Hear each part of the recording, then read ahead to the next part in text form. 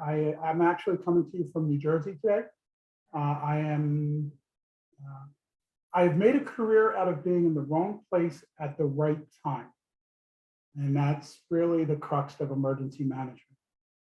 I do like seeing how many gamers there are on the screens, because some of that headgear doesn't belong to anybody but gamers. But my background is a bit eclectic. I've been a firefighter for 30 years. I actually am a professor at American Military University and at Rowan University. And as adjunct now, I was full-time. And you'll learn that many professors also consult. And I am with the group called the Olson Group, which is a consulting group out of Virginia. So I'm going to share my slides. I am not the most tech savvy, but I do want to let you know, just for sake of dialogue, I've had a really bad morning. I'm grumpy and, well, no, that's normal. I had a really bad morning. We just got some bad news about my dog. So sorry if I'm a little off kilter. I'm going to rely on you to please don't make me talk all day. Ask questions, engage. I will tell you the same thing I tell my students. My job is to be here to facilitate our discussion, but unless you engage the discussion, you're not going to get as much out of it as you can. Academics is where you get to ask any question, debate things, argue things. And in my lectures, at least, you're allowed to disagree with me. As long as you can express it without using Wikipedia, we're all good. The jokes get no better today, but this is what you got. So let me try to share my screen and we will get started. Oh, I got to do that again. Sorry.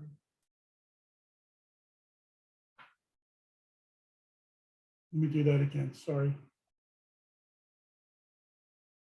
Share sound, optimal video clips. There we go. I forget that I have to do that. So, and then I am going to, hopefully you're seeing my slides right now, right?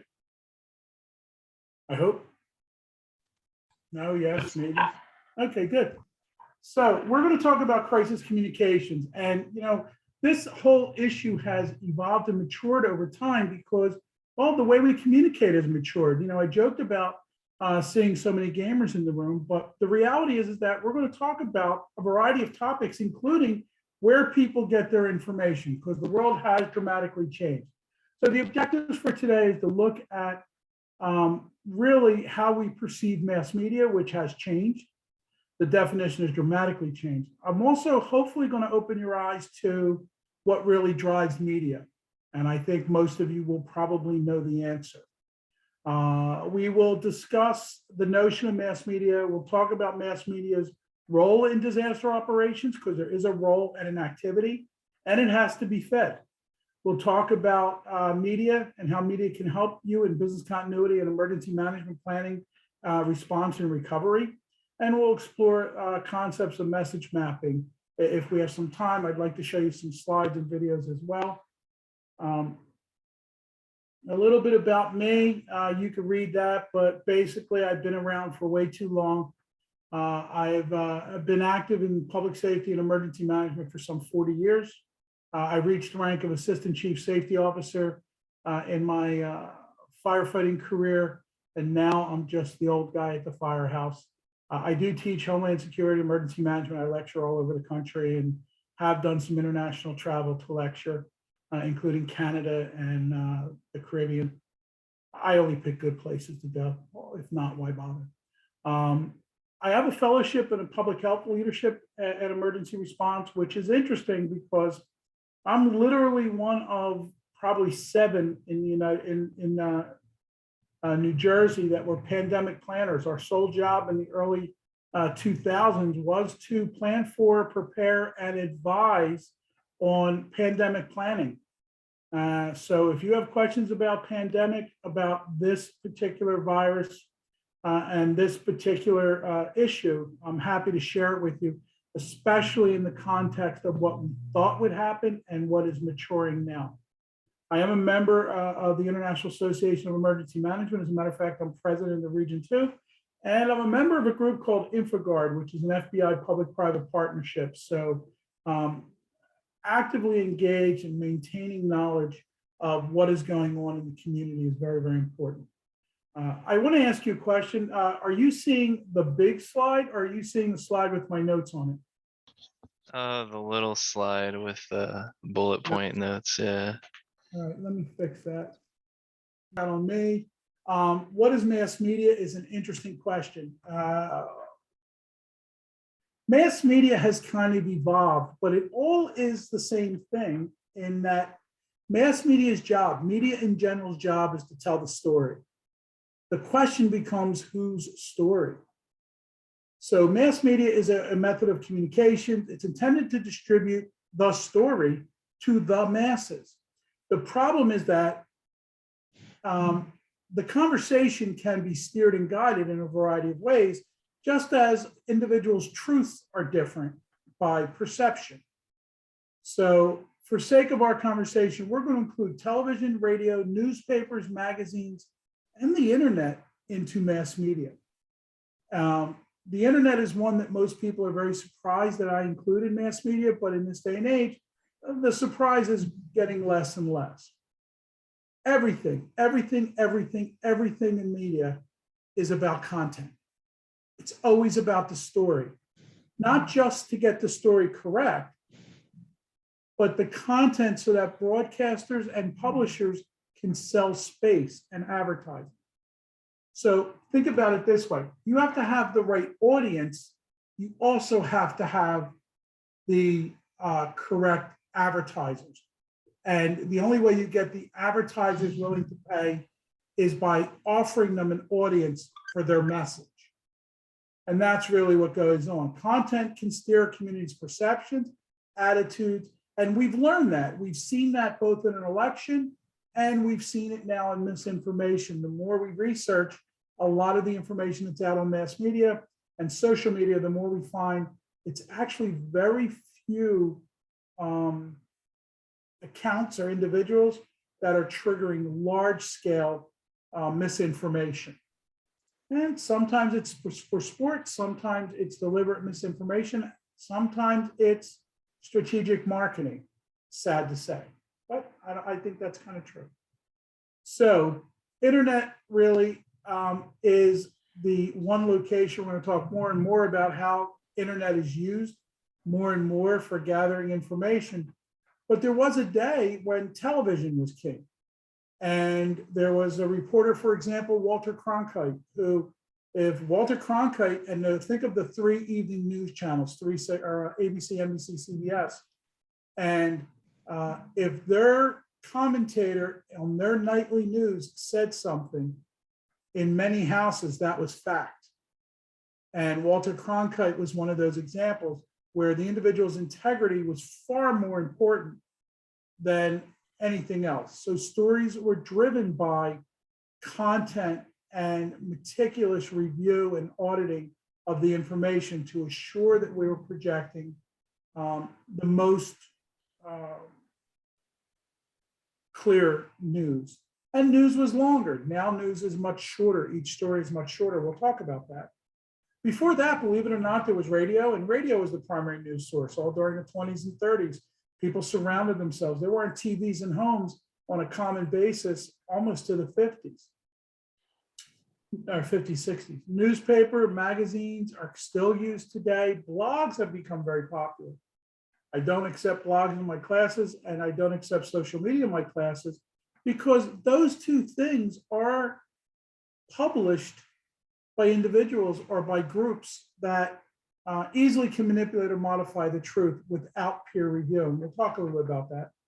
Even some agencies, universities do this. I did have a position for a while in strategic marketing, and I literally wrote news articles that were implanted for the university with the university's moniker. And obviously I had to maintain a level of academic integrity as an academic, and I chose to, but imagine that if I wanted to change the message, I easily could. And we're seeing that. And I have Fox News there, and I have all the different news stations. Think about the way news is presented. And there's some interesting discussions there about how people always ask how, one of the lectures I do, people ask, for example, how did President Trump get elected if so many people were so nervous about all of his concerns? And the answer very simply is because he controlled and understood the distribution value of a message. Most of the people that have ideologies either to the left or the right get their news from what are called aggregated news sources. So if any of you use, well, Facebook, for example, but if any of you use Flip or any of the other sources, you're only going to get the news that you have clicked on, the types of news that you have clicked on previously showing an interest in that topic. So you're only going to get the slant of previous things that you've seen. And you can imagine that over time, that can draw you to a conclusion because you're seeing all this information that supports the thoughts that you've been seeing all along, but it's not the totality of the discussion. It's only that discussion based upon the ideologies and thoughts that you've previously printed or clicked on. And now we're even seeing a transition to ultra conservative and ultra liberal media sources or social media sources, such as the newest one that was published the other day, The Truth. Interesting discussion. But if I control the messaging, and this has always been known, we've called this yellow journalism in the past. We've called this strategic marketing and journalism in the past. Controlling the message as a critical component of owning the storyline. So stakeholders for crisis communications, who are we going to talk to in a disaster? Who really wants to hear this? Well, obviously in business continuity, employees, their families need to know things. In communities, the same thing, their families within those communities, especially smaller communities. Think of the Pennsylvania coal communities of the days gone by, where majority of the workers worked at one factory or one coal mine. And if one thing happened, it affected the entire community. Regulatory agencies are stakeholders. They want certain messaging. They want to hear certain messaging. They want to review your messaging to make sure that you're giving information. And in emergency management, when you do, for example, a hazard mitigation plan, FEMA wants certain things in that messaging in how you distribute that information. Citizen groups become very valuable, especially if you're trying to build consensus. Shareholders in a company, shareholders in a community, so stakeholders and shareholders, depending on whether you're public or private. Other media sources are an interesting source and stakeholders because they have a message to put out. And if you can't give them the information, they can't adequately distribute their content. And of course, there's parents, especially if kids are in school. And think of how this pandemic affected this group of stakeholders. Even corporations and elected leadership were stakeholders to the policies of emergency management because there are so many things that went on. And I could talk about pandemic in this relevance to crisis messaging forever. One of the first things I tell people all the time is, we have a responsibility to build messaging so that the public is adequately informed and that they can see, I just realized this one. The public is adequately informed and they could see the message and the information that needs to be distributed. Unfortunately, if the message is controlled and managed, then I wind up in a situation where I am fighting a perception, whether true or not. The Baltimore riots is a great example. So there was a riot in Baltimore, and just to give you an idea, employees and families wanted to know, if they needed to report to work or should report to work because the rioting was near one of the hospitals and the main bus system was affected. Families wanted to know that people were okay. Regulatory agencies were coming in droves from all over the place. Many were getting their news via live feed from a group from one of the local stations or national stations that was focused on specifically one fire at one pharmacy with a senior center right behind it. I'm trying not to use trade names. And it's there, it was there, it was a fire, but the entire area that he was reporting under siege, he never once said it was only a square block. Actually, it was a linear block. It was one street, one length of block. And the town, though, paying attention, the city paying attention, realized that they needed to restore certain things by morning so that employees could get to work, so that citizens groups weren't alarmed, that they needed to put out messaging also to get the support of parents and citizen groups, because it migrated into children leaving high school and protesting, not rioting, but protesting. There was some threats. So this has big value in how we look at these situations. So online media has become the most popular source for news. At one point, it was only second to TV, but even now, 86% of Americans get their news via digital source, no longer from television. And imagine how quick that happened. In 6 years, and this is according to the Pew Foundation research, and they do some great research in this. In 6 years, we went, 6 years, it migrated, almost doubled the amount of people that get their news from digital sources. The importance of that is what I said. If I'm getting news from digital sources, then I'm also being monitored and tracked. And so news is going to be sent to me that I want to read. So news that is interesting or shares my thoughts, I'm more likely to spend time on. Digital analytics has become the largest element in this discussion. Digital analysts for groups like The Guardian out of both New York and in England do nothing but assess how long people spend on a story, how long are they watching it? Because if they're looking at the story, whether video or print online, if they're looking at the story, then they're also looking at all the ads that are being sold on the skyscrapers on the sides or the banner across the top. So that all becomes marketable. Any questions? I can't see you, so if you have any questions, just chime in, and that's fine. I'm okay with you just opening up a discussion. I just wanted to show you this slide, how quickly this migrated. 54 to 85% of adults who always get their news via mobile devices, whoever gets their news. The numbers also here, you can see how quick that incline occurred. 2016 seems to be a trigger point that moved things rapidly. This tells us some other things, by the way, that I want to share with you. Excuse me.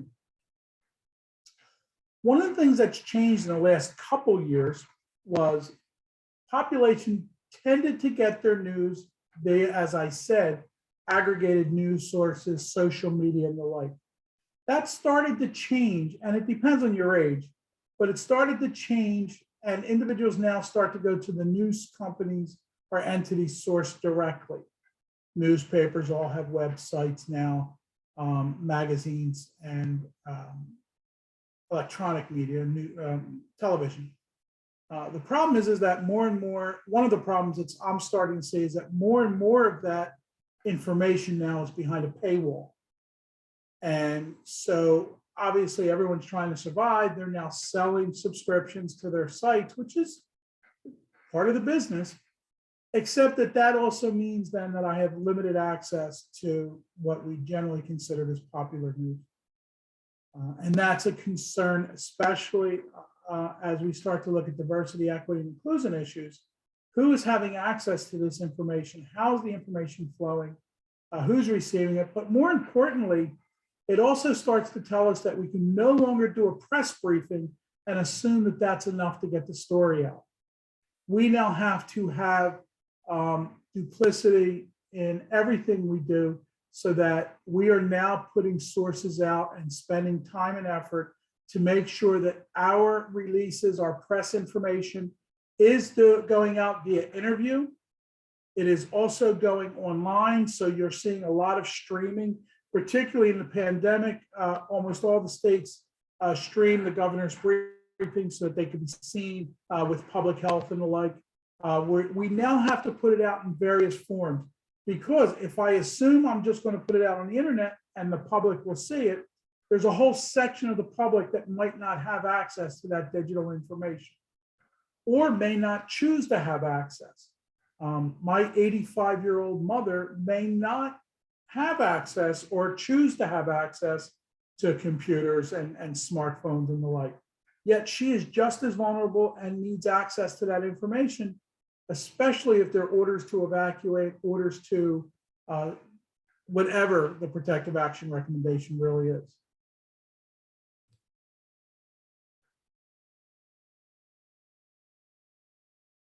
So this was how the slide used to set up in 2018. Depending on the age of the individual, you are less likely to get your news from Facebook and YouTube. And you could see those that are, I guess it was under 30, Instagram, Pinterest, Snapchat, LinkedIn. LinkedIn is a social media. Imagine that we are there. And WhatsApp. WhatsApp, interesting enough, is basically sending information via chat systems. So this has become the new world. And actually, since this was published, you would know better than me, but I think Facebook has diminished, and YouTube with their subscription service may or may not have that kind of market share still. So if you're under 50, you're more likely to turn to digital devices for news, most likely smartphones, tablets, and the like. But here's a breakout. Seniors over 65 tend to be more interested in seeing their news on television, whereas very few individuals 18 to 29 look at television or even listen to radio. Matter of fact, we used to listen to radio in the car, and that's now diminished. You know, I used to listen to news radio going back and forth to work in my commute. Now I listen to Tidal and whatever artist I want to hear, or whatever podcast now has become very popular means of distribution of information. So Americans turned to technology during COVID. That's true. 93% of US adults say that a major interruption to their internet would have caused creative chaos. It would have disrupted their life. They were 93% rather were getting their information via smart device of some sort.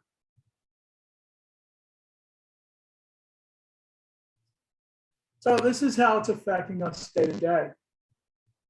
These are some radical changes and some serious things. To give you an idea, from 2000 to 2018, in 2000, many of you might not have been born, but I was mid-career in 2000, 46% of adults even use the internet. Only 5% of homes had broadband. We used to have these things, modems that we dialed in that were horrid. Only 53% use cell phones. No one connected to the internet wirelessly. There was no such thing. There was no social networks either. And only 10% of people had the ability to access data in the cloud, or at the time were called, I believe, were called MDT systems, or wide area or local area networking, wide area networking, which now is very common. And you'll laugh, but if you were able to connect at home, you were probably connecting at correct me if I'm wrong, but I believe you were connecting at 56, 28K was the connection rate for phone modems. That's compared to 50 gig, 100 gig, or what is it now? 1 gig service is very common in homes, and actually they're going to 5 gig services in parts of the urban areas, wirelessly, by the way. Today, 89, or in 2018, 89%, we've seen that go over 90% now. 73% of homes have broadband. Almost everybody owns a cell phone. 2/3 use the cloud. Heck, I have 2 backups sitting here to the internet in the house using my cell phones and wireless device for air cards. It's now commonplace. Having access, we no longer have large hard drives on our computers. There's no need for them when I could load data and store data and quickly retrieve it via a cloud-based source. So the world has changed, and how information flows has dramatically changed. There were 3 theories generally in emergency, in crisis communications, or communications in general. Limited effect theory, people consumed really whatever they want. They kind of went out, found it, and bought it. Class dominant theory, where few controls, a few people, usually the publishers, controlled the messaging of what people were going to see. Advertising dollars really, as I said, generated what media was projected or distributed or printed. And then there's culturalist theory, kind of where we're at today, where consumers really are active consumers and interactive in the media. You're selecting what you get to see and don't see. Class dominant theory is interesting and still exists, but we are migrating toward this culturalist theory because we have the technology to allow us to do whatever. I used to keep, as a planner and emergency management, file drawers of reference material. There's no need to do that anymore. I could keep it online, have access to it from anywhere, including on my cell phone in the middle of a meeting. It doesn't matter.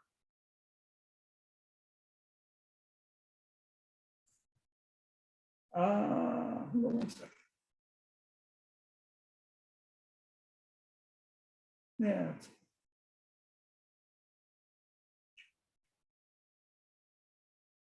So, what makes news? Why is it newsworthy? I tell the story of Disneyland. So if you ever look at a Walt Disney movie or any bedtime story, you'll find that there are usually 3 characters. There's usually a victim, a villain, and a rescuer. And what I tell entities when I do workshops in crisis communications or I'm building strategies for a municipality, I tell them they're the three characters you get to be today: a victim, a villain, or a rescuer. Which one do you want to be? How do you want the public to perceive you? And we could talk about tons of failures in mass communications and public affairs where companies perceive incorrectly the public's distaste or frustration or angst and made them the villain instead of the victim. But one example that I use, Tiger Woods. You know what? I don't want to use Tiger Woods. One of the examples I want to use is I'll use. I still go back to Tiger Woods. Tiger Woods was an athlete. He was a great golfer. He had some very huge indiscretions, and when the media called him upon it, his answer was, "Hey, I'm a sports figure. I'm a company. You can talk to my public affairs officer tomorrow. I don't want to talk to you. I don't know who you are, but leave me alone." Well, first of all, you're going to learn that the words "no comment" are a dangerous, dangerous tool. Because when you say no comment, you are perpetuating or continuing the news cycle to the next news period. And that will keep going on until there's a comment. The second thing it did is it made him the villain instead of the victim. If he had told the same story, but with a bit of empathy for his family and a bit of empathy and remorse, then he might have migrated from the villain to the victim, or even to the victim at least. But that becomes very important. I'll get back to that later on today. But what works? Accidents sell, especially imagery of accidents. The idea that we can show conflict or crisis where people wouldn't normally see those imagery sells very much. Heroic deeds and actions. How many times does it now make it through the internet if somebody walking by jumps into a lake to rescue a dog? New and novel items become news because they're unusual, they're unique, they're new. And the pandemic is a great example. Celebrities and the rich and famous always make news. Children, animals, and human interest always make news. And then the quirky and the unusual things. The student that invested in Bitcoin and all of a sudden now is a billionaire when he bought it for pennies. Or this whole concept now of that Bitcoin may actually be environmentally insensitive, and as a matter of fact, may be harmful to the environment because of the amount of energy that it needs for systems to operate and for the systems to work effectively. So now there's an argument that they're trying to perpetuate this argument. And so they're trying to build support for an ideology or an opinion. But imagine if I could create a story that has an accident and a hero who jumped into the water to save the dog whose friend happens to be an 8-year-old from the neighborhood who jumped in also, and the hero saved both those people. And he happened to be there. He's a professional soccer player and happened to be there at a football game or a soccer game with the neighborhood kids. That is just gold mine for content and getting people to pay attention. And yes, it's thought of this way. News runs in a formula. Be prepared to work the storyline. Remember what I said, the storyline and the formula is victim, villain, and rescuer. Stories have common elements and know what information the public needs. Know information, know what the media will need for information so that you can plan for what data you need to put out. You could almost create, and you can create, and they do create, these sheets, worksheets, so that if there's a hurricane, I pull out the hurricane messaging form for protective action information and for current trends. I fill in the blanks with this specific story line and I send it out. Crisis management needs to be the authority that is representing and presenting the information. And I will tell you that trust is king. Don't lie, don't embellish, and certainly do not say no comment. You have to have a comment. The public is relying on you to give them guidance. Because if you don't, you create a void. And if you create a void, then the public will fill that void with whatever information, whether factual, accurate or not, to fill their perception. So risk communication procedures foster trust. That is absolutely true. Mr. Curvello talks about crisis communications, and I'm going to reference some of his material going forward.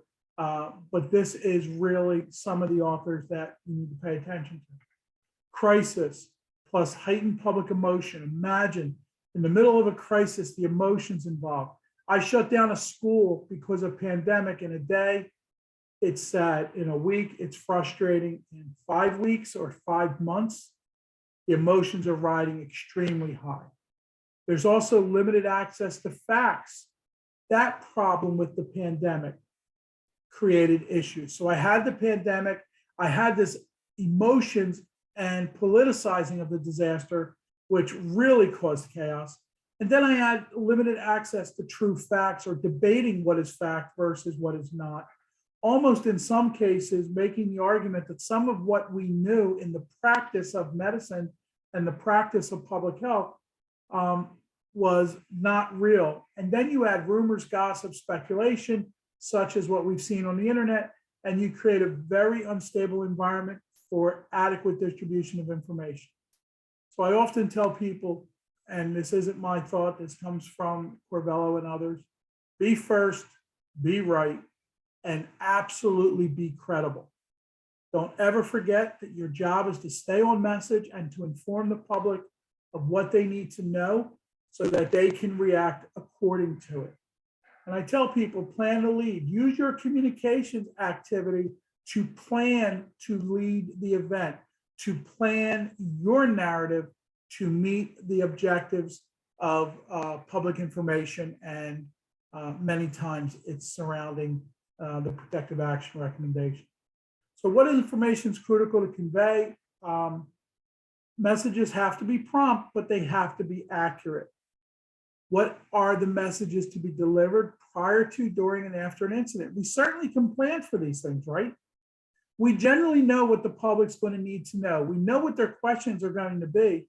We know that we can build the script and then add the specific details for public information. What are the obstacles to effective communication? If we're relying on, for example, putting our messaging on our website, and our website happens to get hacked at the same time that there's a civil disobedience event, what's our secondary and tertiary methods for distributing information? How do we make sure that we overcome obstacles to effective communication? One of those is internal, might be internal policy. When I first started in emergency management, I was not allowed to talk to the media. Obviously, I was just a new planner, right? But in fact, the worst thing I could do is go, I'm sorry, I'm not allowed to talk to you, no comment. So those obstacles, to overcome that obstacle, we need to work to inform even the secretarial staff that answers the phone, the receptionist. What is the base information that you can provide, or what is the message that you can deliver, and then refer individuals to proper public affairs? You know, there's no harm in saying, I'm sorry, I don't have that information. Let me transfer you to public affairs or a public information officer who will provide you the information that's necessary. So these are the things that you have to keep in mind. So what are the opportunities for effective communication? That's the other part of it. How can we be in control of the messaging? How can we maximize distribution and gain public trust and support for the planning and preparedness activities that we're doing? What questions can we anticipate? What are the news media's responsibilities in all of this?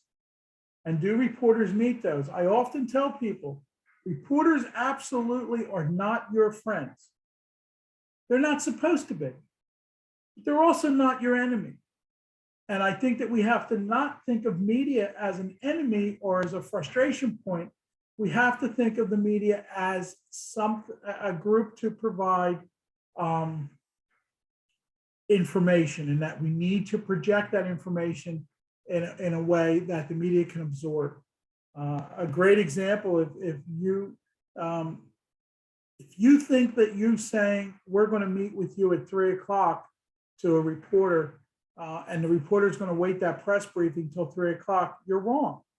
Because generally they have to have their story in before that so that it can go online, or it can get published, or it can be ready for the 4:30 news. So you need to be aware of their timeline and the information that they need to know. Media is not your friend, but they're not your enemy, but they do have a right to know information. That's their job. So the other thing I want to talk about, leaning forward with messaging. I want to show you an example, because sometimes people can't wrap their head around the idea of pre-event activities to set the stage. The effort to mitigate, and this is all image restorative theory, the effort to mitigate and manage information to manage damage or potential mitigate damage to brand reputation, corporate imaging following an event or a threat of some perception, is what we talk about in image restorative theory. And that actually starts before the event. I want to show this little bit of video that put together by LAPD. The Los Angeles Police Department obviously has had a variety of issues over the decades. There have been multiple riots. There have been complaints of abuse. Like any police department, there are a lot of moving parts and issues. Excuse me.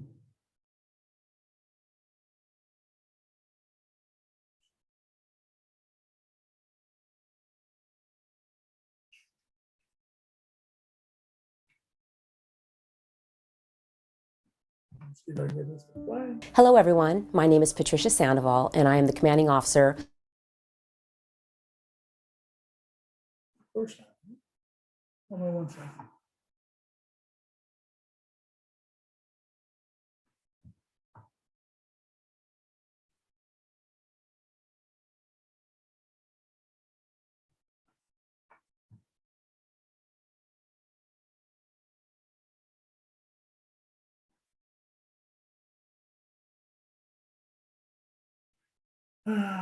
Sorry about that.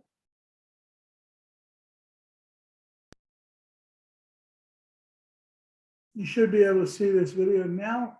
Let me see if I get it.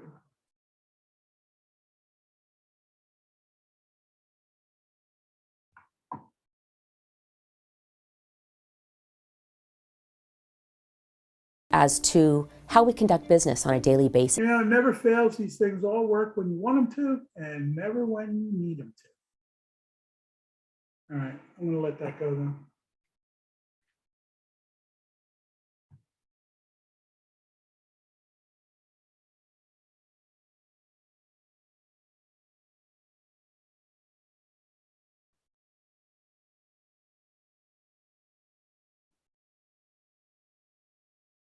All right, so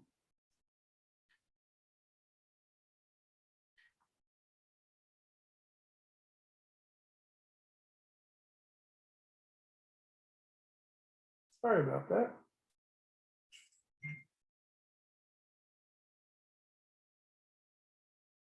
Let's talk about this idea of no comment. Should almost never be used. There really is no value to it. It is in essence deflecting, and it is perceived as a lack of candor, or that you're trying to evade a discussion or be less than open. Denotes that you know something you're not ready or willing to share, and it creates a quick skepticism and mistrust. So avoid using the no comment clause. What the public will ask first: are my family okay? Am I safe? Can I be here? What have you found that might affect me? How's this relevant to me? What can I do to protect myself and my family? Who caused this? And can you fix it? Think about the pandemic. It's exactly all the questions every day. So people finally got tired of asking. One of the reasons that I'm very frustrated in the public health world is because we knew this would occur, and we knew the risk of politicizing public health emergencies or emergencies in general. Yet it occurred because of whatever reasoning.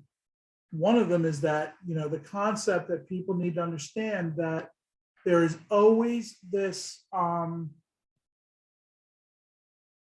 practice of medicine. There's always this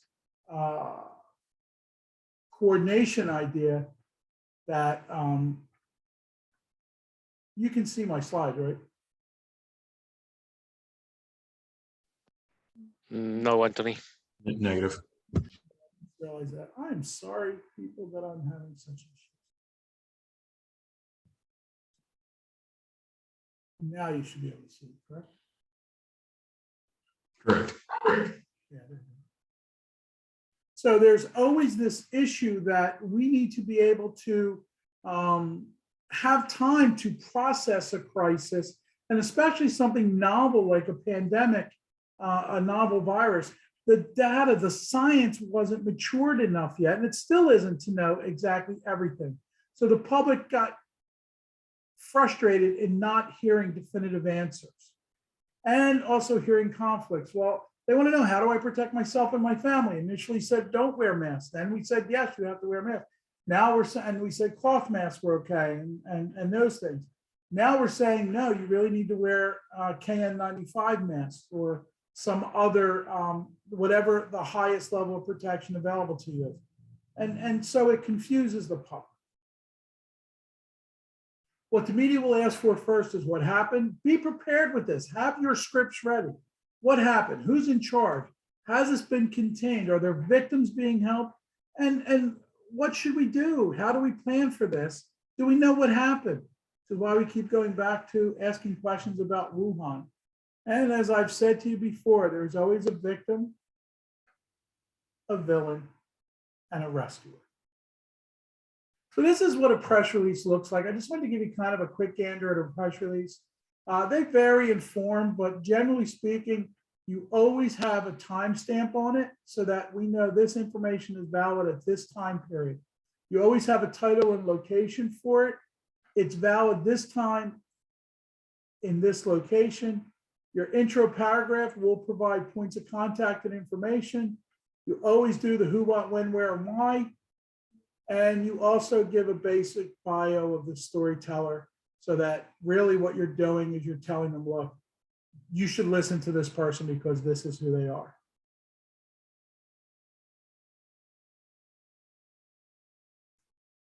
Accuracy of information and speed have to be balanced to create credibility.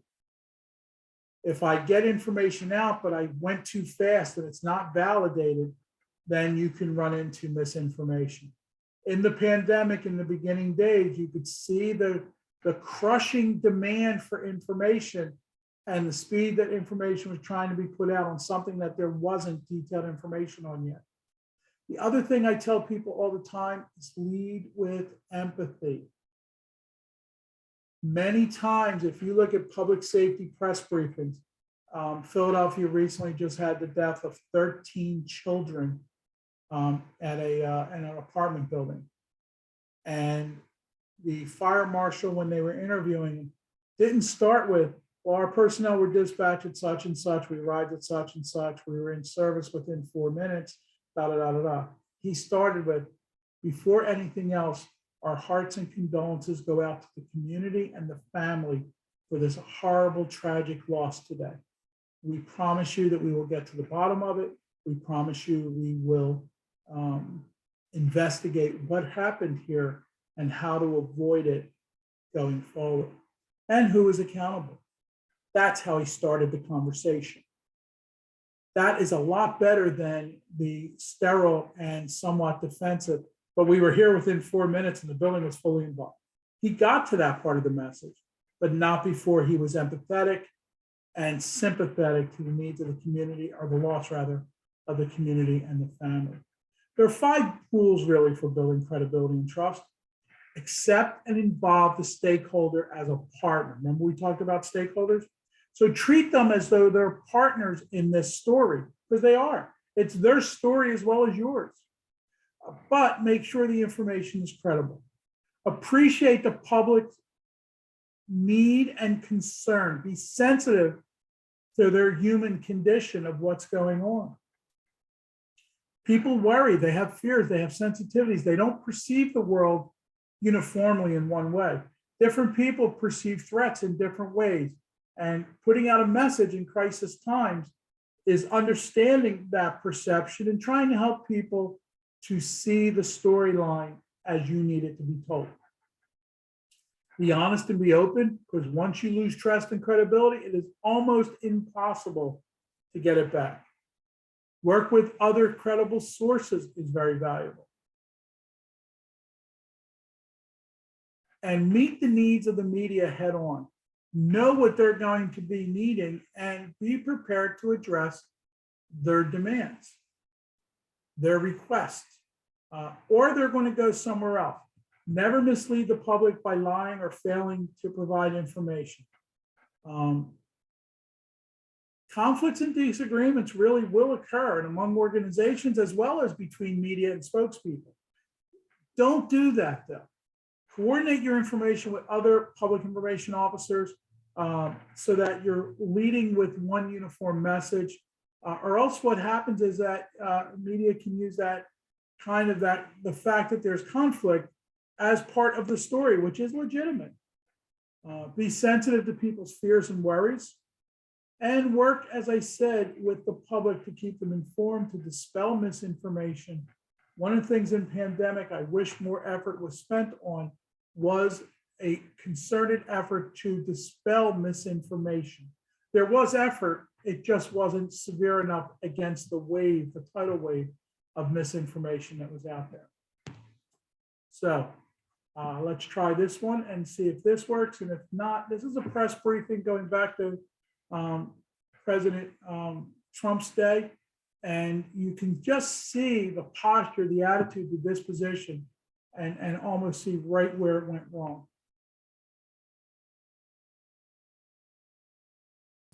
So, just Anthony, just for you to know, we have maybe 5 more minutes left. yes, sir. So when you do a messaging map, when you do planning, I want you to keep in mind when you're building your message, keep it simple, timely, accurate, relevant, and credible. That is important, but consistency will win the day. So keep these things in mind as you build it. An emergency in our future may hang on to a few words. People really will listen if we give them that authoritative message. But if we miss that opportunity, it's gone. Create a crisis inventory. What can happen in your community? Pick 5 of the most likely incidents in your community and build public information sheets for that information. Message mapping is a process that we can use to do that. And message mapping is the ability to take concerns and build a message out using very simple concept.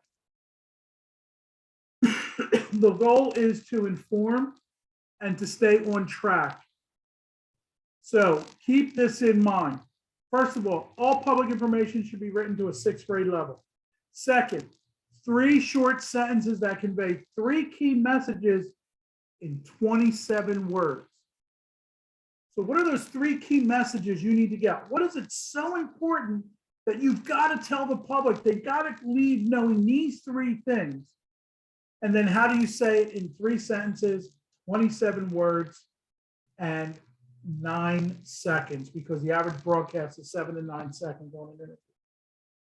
Each message, though, if you go off kilter, you can come back to it. So if somebody says to you, oh, well, and brings you off message, you can come back to your 3 key messages and work them back in by having the supporting facts for that messaging. Messages must be brief, clear, and concise. There are 3 key elements or points to discuss, 9 seconds, 27 words, period. That's what we do. This is an example of message mapping for West Nile virus. I want people to remove standing water, wear protective clothing, long sleeve shirts and the like, and wear a insect repellent. My 3 talking points my 3 facts will always go back. So if somebody takes me off message, I can come back and say, that's really important. What I'm talking about is long sleeve shirts and long pants, especially at dusk and dawn when you're out and about in the neighborhood. And here it is, it's right here. So we practice these things so that our public information does. We can do this for earthquakes, hurricanes, pandemic, whatever message issue, by simply researching this ahead of time and being prepared to have that discussion. Here's examples of wallet cards. And if you don't believe that this is really viable, here is the Center for Disease Control's crisis and emergency messaging for hurricane response, to give you an idea. Be right, be credible, express empathy, promote action, and show respect. This is what PIOs are told in a hurricane response. Critical talking points: what roads are flooded, where can people go, should they stay in sight? There you go.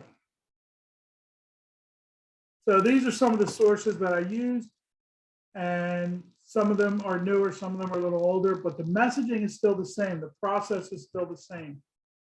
So what questions do you have? Because I don't want to bring you over class level, but